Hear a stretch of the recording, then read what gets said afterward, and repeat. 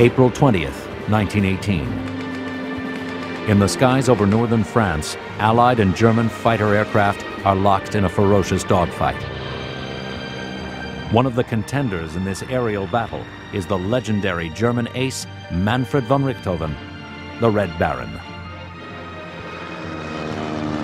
His distinctive red Fokker triplane is in hot pursuit over the Somme Valley. In its sights are two British Sopwith Camel fighters.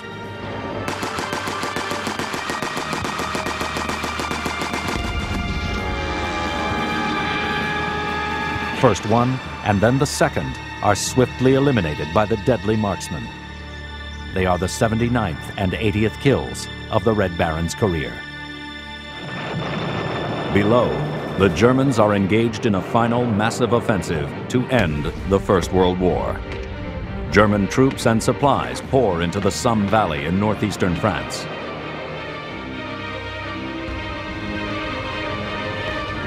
To counter them, British and Australian soldiers set up defensive artillery and machine gun positions on high ground overlooking the River Somme.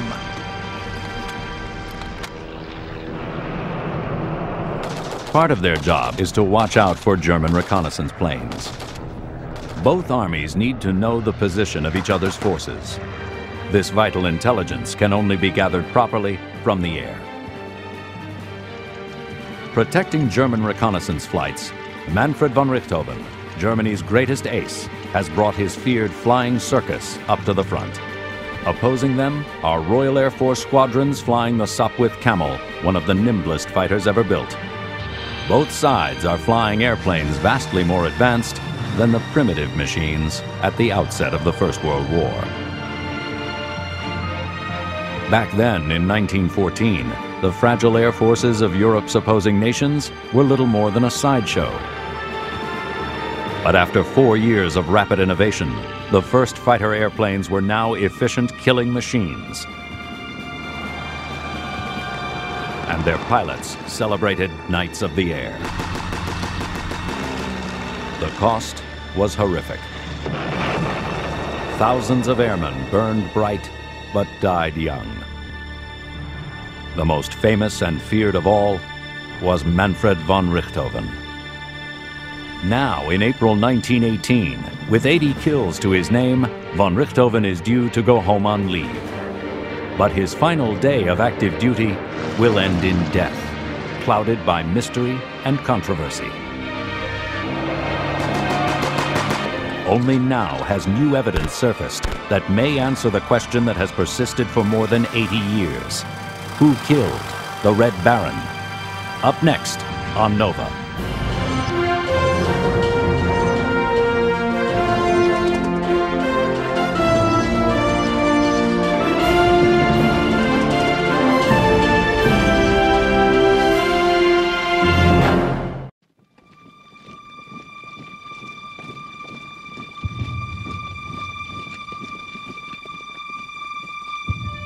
In 1917, the U.S. entered World War I, and the first American troops landed in France. Eventually, American arms would turn the tide against Germany. But in the spring of 1918, the Germans launched one final offensive to break the stalemate of the Trench War. On the morning of April 21st, Manfred von Richthofen, the Red Baron, takes off with a formation of Fokker DR-1 fighters.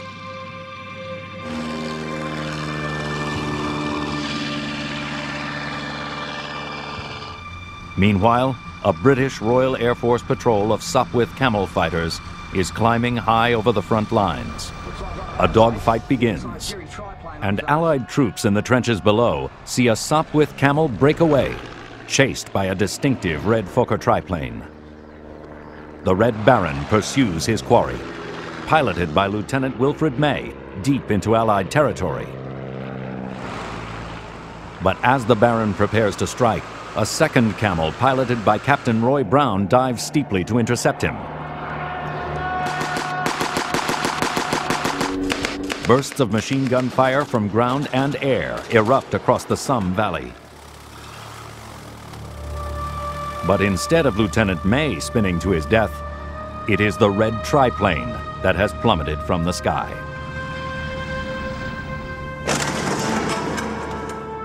Ten days before his 26th birthday, Manfred von Richthofen is dead. The great pilot and tactician had broken one of his own key rules, pursuing a risky low-level chase into enemy territory. Manfred, of course, was a human being, and a human being is not without faults. And he had been very serious about the question of life and death. And he must have known that one day he would be a victim himself. At the end, he was feeling very fatalistic. On his last leave, his mother was going with him to a family gathering, and he mentioned that he had a toothache. She told him to go to the dentist, and he said, no, it really doesn't matter anymore. He knew then that he would never come back. A feeding frenzy of souvenir hunters scavenged the red triplane as rumors flew that von Richthofen was dead. It was a huge propaganda coup for the Allies. But who shot down the legendary Red Baron? That question has divided aviation buffs and historians for decades. Wasting no time, RAF 209 Squadron pressed home the claim of their man, Captain Roy Brown, citing his combat report as evidence. I dived on a pure red triplane which was firing on Lieutenant May.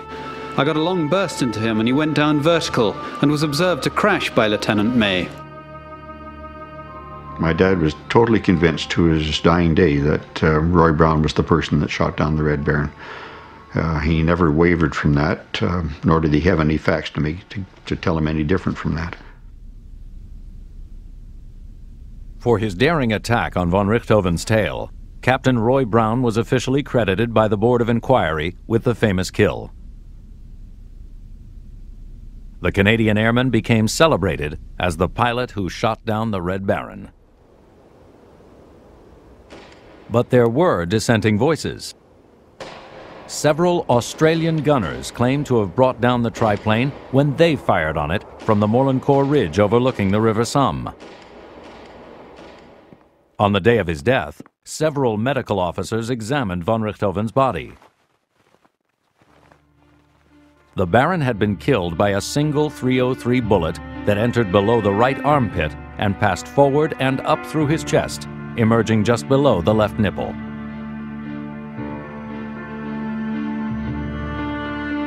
On his return to base, Captain Roy Brown discussed his attack with Lieutenant May, the Baron's intended victim. Roy and my dad had talked, and Roy had told him that he had brought his aircraft down at a very steep angle to intercept them as they were going along, and he came in from behind and attacked, made a quick pass at the Red Baron, fired some shots, and was out of the picture almost immediately.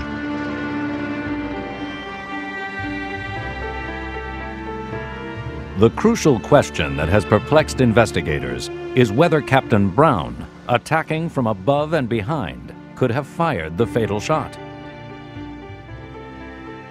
And if Brown were not responsible, which of the many Allied soldiers on the ground was in a position to have killed the legendary Red Baron? Manfred von Richthofen was born into minor Prussian nobility.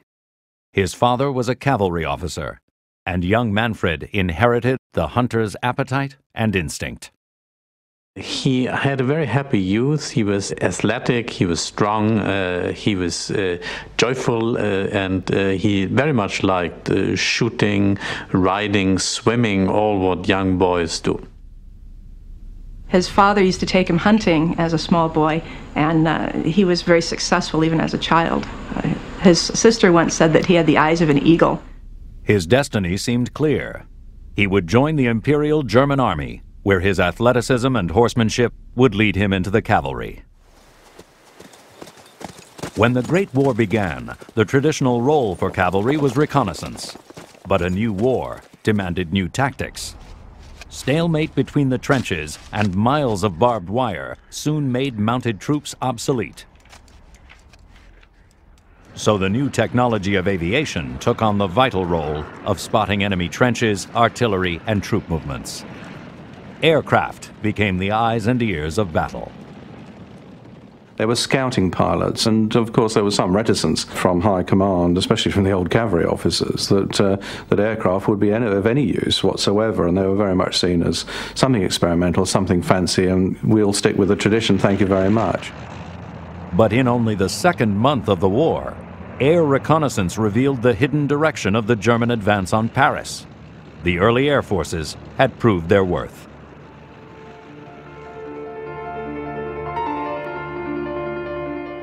Yet these aircraft were still fragile, underpowered, and unarmed.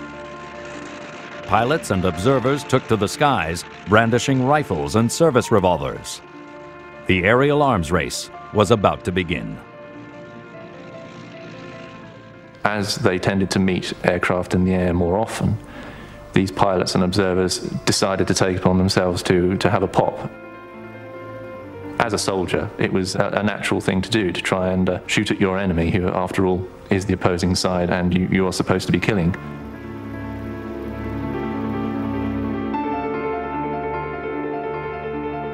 Stranded in the cavalry, von Richthofen envied the exploits of the new Knights of the Air, the young men who took to the skies to gather vital information for the ground forces below. He got bored and he wanted to have a more exciting role in this war, and he thought to be trained as a pilot would take much too long time. He wanted to have it now, and therefore he was quite happy going in reconnaissance and bomber flights as a companion, but not as a pilot. Von Richthofen transferred to the German Air Service, and in May 1915 traveled to Cologne to join an observer flight training program. I sat in an airplane for the first time. The blast of wind from the propeller disturbed me greatly. Everything flew away from me. My flying jacket slipped off. My muffler was too loose. In short, I was miserable.